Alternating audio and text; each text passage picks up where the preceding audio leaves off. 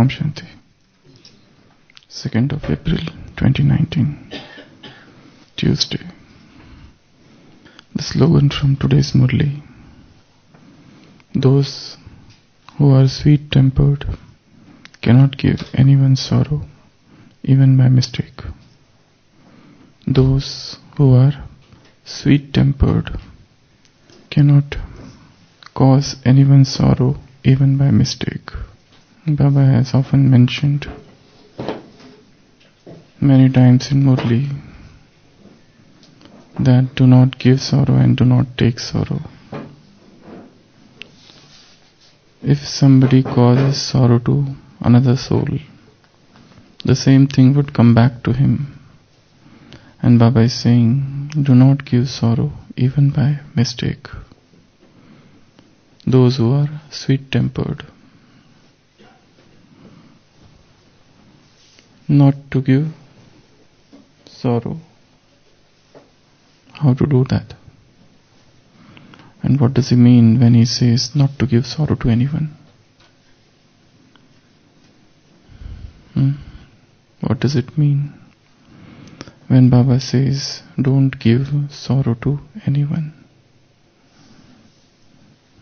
It could be at the mental level, mind level. It could be speech, it could be actions, it could be some behavior, it could be in some relationships. It could be just by smile. A smile which is sarcastic. Even some signal, even some facial expression can cause sorrow to someone. If inside there is a feeling, inside there is negative head space. There's a beautiful word in psychology. It's known as head space. Head space means if this is a glass of water and this much water is filled and this is empty, this space is known as head space. Or there is a bag, half it is filled and there is some air above, that is known as head space. And when the term negative head space is used, it means negative state of the mind. So when there is a negative state of the mind, when there is a negative head space, no matter what you do on the outside, it will cause sorrow to others, unless and until we have that pure feelings and good wishes for all souls of the world. Simply saying that I will not cause sorrow to others may not work. There should be purification at a very deeper level, at the level of emotions, at the level of mind, at the level of subconscious mind. When the purification happens at that level, when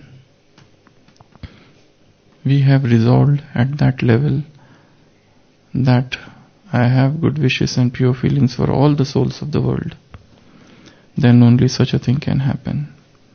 In the latest Avyakta Murli on Sunday, Baba said, if there is upheaval in your mind, there would be upheaval in the world. If you are happy, if you are cheerful, if you are content, there would be the wave of contentment that would be spreading out in the world. So, giving sorrow can happen at multiple levels. Two persons may be far away from each other, yet one can give sorrow to another just by vibrations, just by a negative mindset. Because thoughts are things. Just as this is a thing, a thought is also a thing. Just as this thing can be lifted from this place and kept here, thoughts can also be lifted like this and be kept here. Just as this is lifted and implanted somewhere, Thoughts are seeds. They can be taken from one mind and thrown and planted in the subconscious mind of other soul. So what thoughts we are spreading out, what thoughts we are planting across the souls of the world, that's very important. So in this slogan, Baba says, those who are sweet-tempered, they cannot cause anyone sorrow even by mistake. How not to cause sorrow? There could be two approaches. One is not to cause sorrow, another is to cause happiness, to give happiness. In the second method, the first thing is already included. So to make everyone happy, to resolve to make everyone happy, to decide that I have to make every soul happy, automatically the first thing is included. I cannot give sorrow then. When I have already resolved that I have to open the doors of happiness for all, how can I cause sorrow? How can I cause pain? How can I cause torture?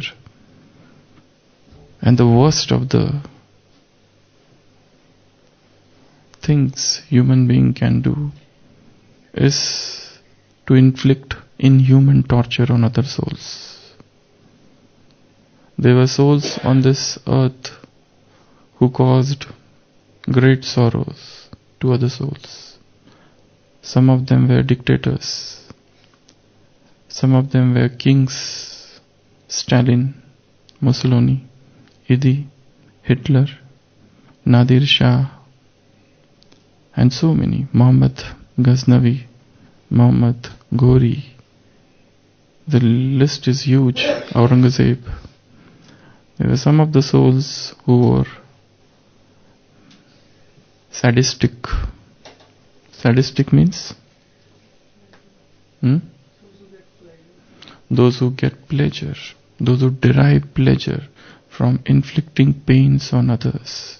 Those who enjoy others getting killed in the most brutal manner. They are sadistic. Sadism.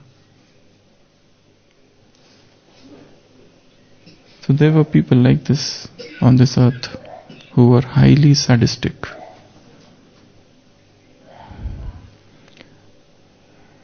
Baba says you don't have to give sorrow even by mistake, even in mind.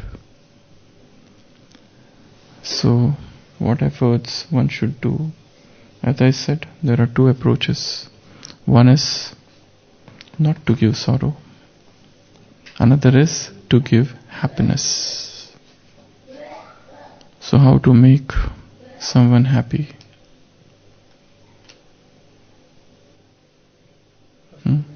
First, remain happy. Unless and until you are happy, unless and until the fountain of happiness is within you, how can you hope to make someone happy?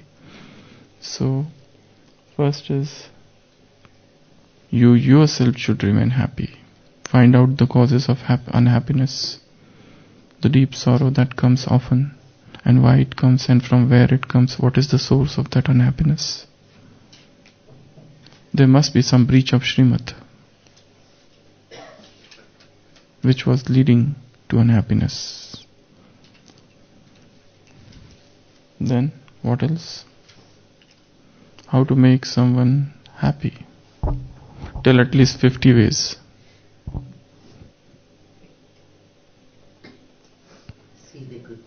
See the good points, seeing positivity, compliment them, appreciate them.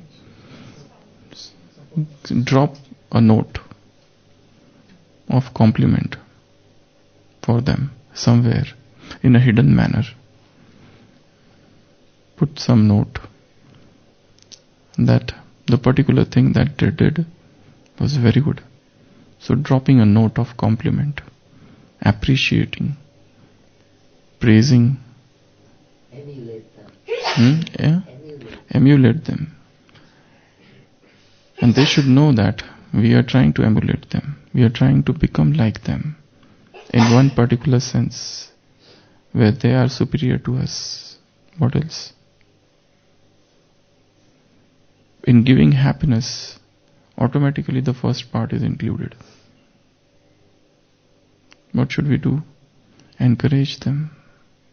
If they are down, if they are depressed, if they have lost interest in effort, if they have lost interest in Gyan, if they have lost interest in yoga, if they have lost interest in meditation, encourage them, inspire them, motivate them, bring them back to the path of intense effort.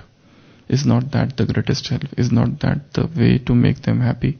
Because no soul, no Brahmin soul can ever become happy without intense efforts. All other ways of becoming happy, they are just the superficial things. Going out, eating something, doing picnic, or all those outside things. They may make soul happy for some time, going to movie, enjoying something, some comedy, some jokes. All those things are there in the world. There are all 100 channels of entertainments. But can they really make souls happy? Yes, they do one thing. They make souls forget their sorrow. But they cannot make them erase the unhappiness. Suppose somebody is very unhappy. He goes and sees one movie for 3 hours. In those 3 hours, he laughs many times. So for those 3 hours, probably he may forget his sorrow. But the moment he comes back, his sorrow is always there as it is. So, worldly entertainments. Or he goes out for picnic with his friends and he enjoys. For 3 days he is very happy, but the moment he comes back, he is the same. Or he resorts to drinking. And when he drinks something, he is happy.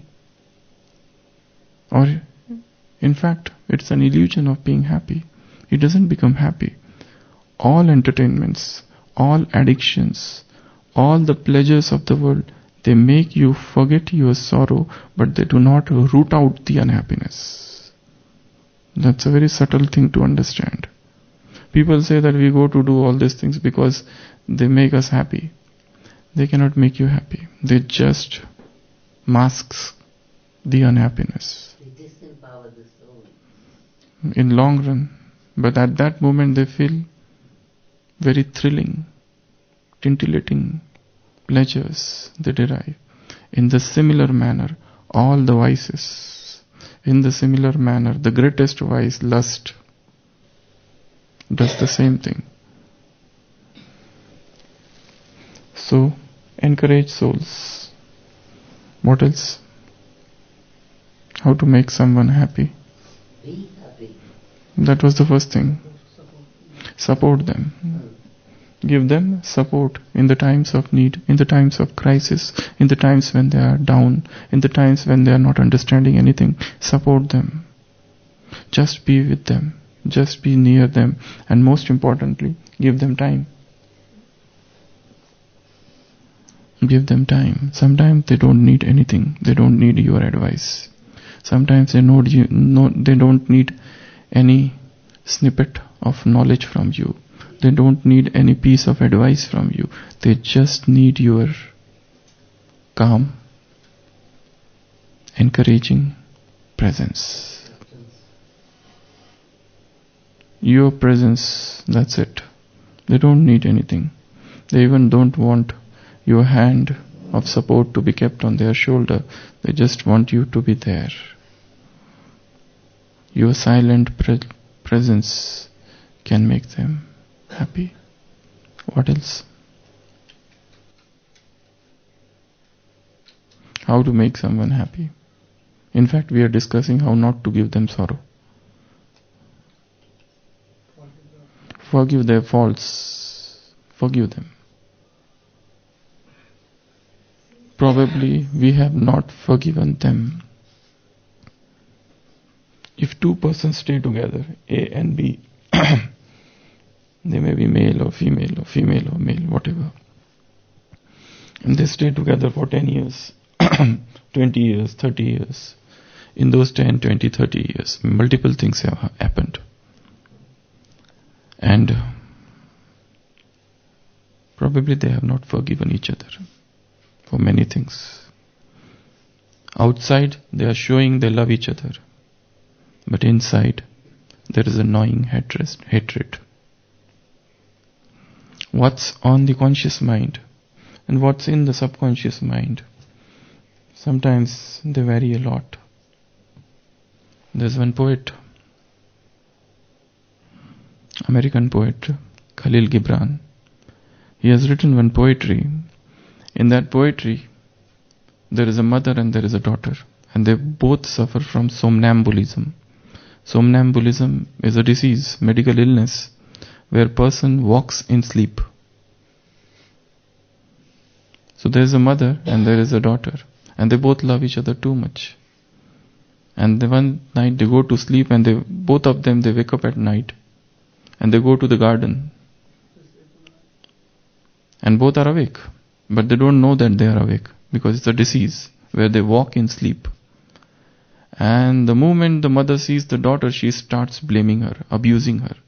She says, the moment you have come in our family, all my beauty has gone. From the time you have come in this family, everybody comes and sees you, nobody sees me. You are a blemish. You should just go out of this house.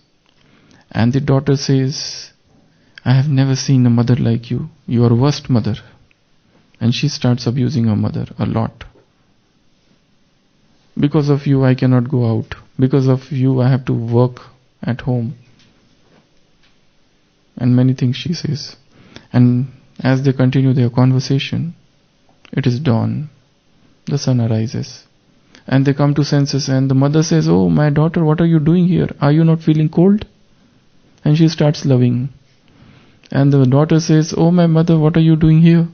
Come on, let's go. You are old already. I have to take care of you. Otherwise you will fall sick. And they both start loving each other. So what was it?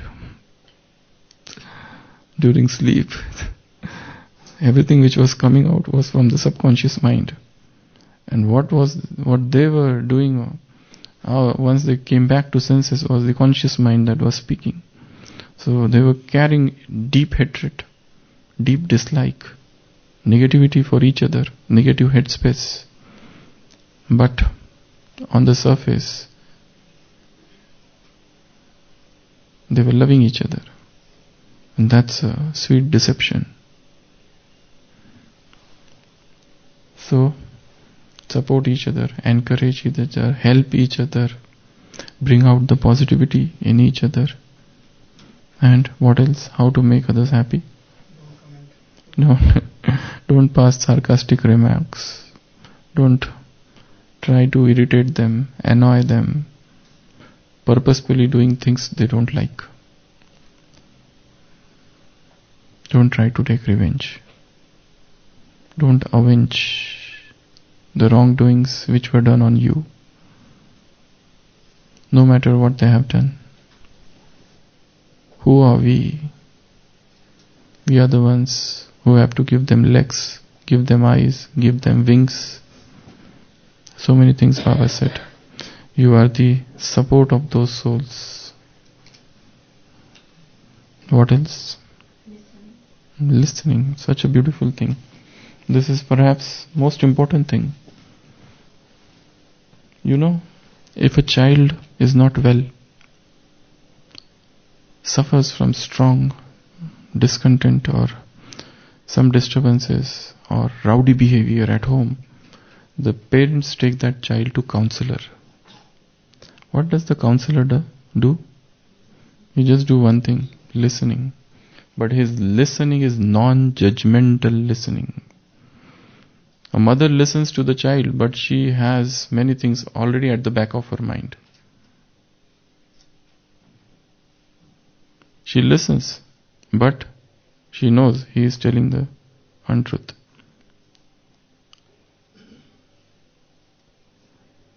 A child comes running home and he says, a lion is after me. Mother says, what? Lion? Where is it? He says, look, through the window he shows. There is a dog who was following him. So the mother says, that's not lion, that's dog. I have told you 1,000,000 times that you should never be afraid of anyone. Why you lie? The child says, because you are lying. You never told me 1,000,000 times. The child psychology says, the only thing child wants is listening. Somebody who listens to him. Somebody who understands him. Somebody who tries to know him. So listening is a very important thing. Then sympathizing. And then compassion. And then empathizing. Empathy.